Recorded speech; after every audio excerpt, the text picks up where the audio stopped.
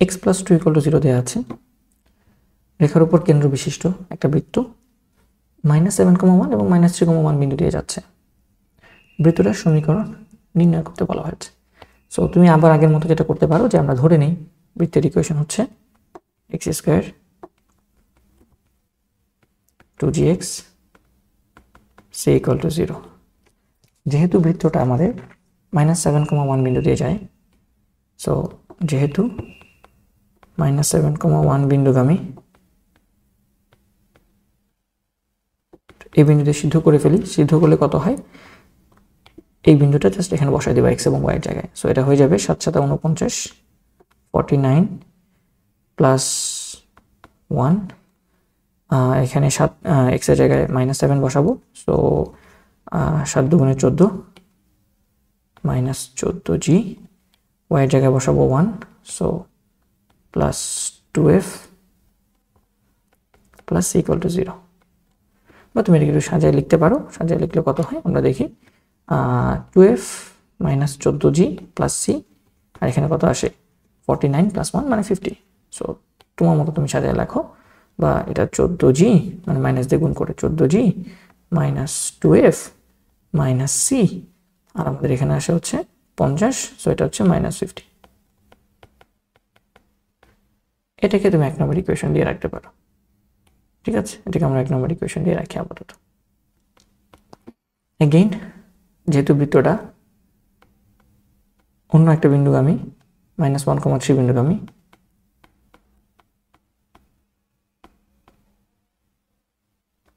তাহলে এই বিন্দুতে সিদ্ধ করে ফেলি।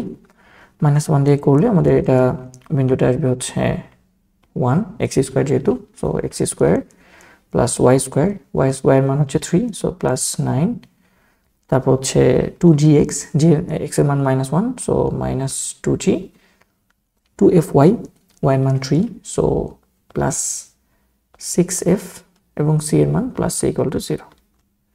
এখান থেকে আমরা যেটা বলতে পারি যে সাজায় গুছায় লিখতে পারো চাইলে যে ভাইয়া এটা হচ্ছে আমাদের 2g, এটা হচ্ছে 6f, আমি একবারে লিখে ফেলি -2g কে প্লাস 2g করে ফেলি, -6f -c, এবং এখানে আছে কত 1 প্লাস 9 মানে 10, তো এটা হয়ে যাবে -10 ইকুয়াল টু 0। এটাকে তুমি 2 নম্বর ইকুয়েশন দিয়ে দাও। এখন 1 এবং 2 কে যদি আমরা কাটাকাটি করি বা 1 থেকে 2 বিয়োগ করে ফেলি, তাহলে আমাদের c এবং c কাটাকাটি চলে যাবে, থাকবে শুধু g আর f সম্বলিত কোন একটা রাশি। ঠিক আছে, তো আমরা এটাকে আপাতত এভাবে রেখে দিতে পারো। যেহেতু আমাদের আরেকটা ইনফরমেশন দেয়া আছে, আমরা সেটা ইউজ করতে পারি যে x প্লাস 2 ইকুয়াল টু 0 বলা হচ্ছে এই রেখার উপর কেন্দ্র বিশিষ্ট, এই রেখার উপর কেন্দ্র আছে। তাহলে আমরা তো জানি যে বৃত্তের কেন্দ্র হচ্ছে -g, -f, we know centre, বৃত্তের সেন্টার হয় -g, -f। তাহলে -g, -f দিয়ে এই সরলরেখাকে সিদ্ধ করে ফেললে x এর জায়গায় -g হবে আর 2, সো আমরা বলতে পারি সুতরাং সিদ্ধ হবে এটা দিয়ে, so -g plus 2 equal to 0। তাহলে এখান থেকে g এর মান আসে কত, -g equal to -2, so g equal to 2 আসবে। সো আমরা এখানে দেখতে পাচ্ছি আমরা g এর মানটা পেয়ে গেছি। g এর মান পেয়ে গেলে এখন জাস্ট যে কোনো একটা জায়গায় বসাও, কোথায় বসানো যায় ইটস আপ টু ইউ। আমরা 1 আর 2 কে যোগ করি বা বিয়োগ করে দেখি কি একটা ইকুয়েশন আসে। ঠিক আছে, আমরা এখন করি 1 থেকে 2 বিয়োগ করি, সাপোজ 1 বিয়োগ 2 করে ফেলি, তাহলে 14g থেকে 2g বিয়োগ করলে আমাদের থাকবে হচ্ছে 12g, -2f এবং এখানে -6f আছে, বিয়োগ করলে প্লাস 6f হয়ে যাবে, তো এটা হয়ে যাবে প্লাস 4f -c, আর এখানে -c মানে প্লাস c হয়ে যাবে, এটা কাটা, -50, আর এটা হচ্ছে -a প্লাস 10 মানে -40 ইকুয়াল টু 0। এবং এখন আমরা এখানে g এর মানটা বসাই দিই, g এর মানটা এখানে বসাই দিই। সো g এর মানটা বসাই দিলে আমরা এখান থেকে দেখতে পাচ্ছি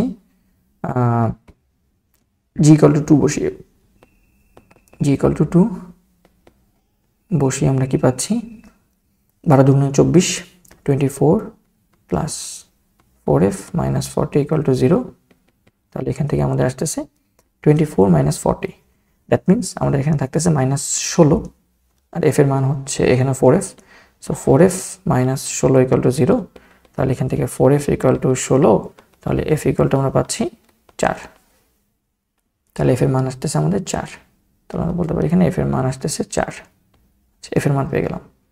আর এখন f এর মান g এর মান যে কোনো একটা ইকুয়েশন, এটা যদি ছোট আছে এটাতে বসাই দিই, ঠিক আছে। g, f এর মান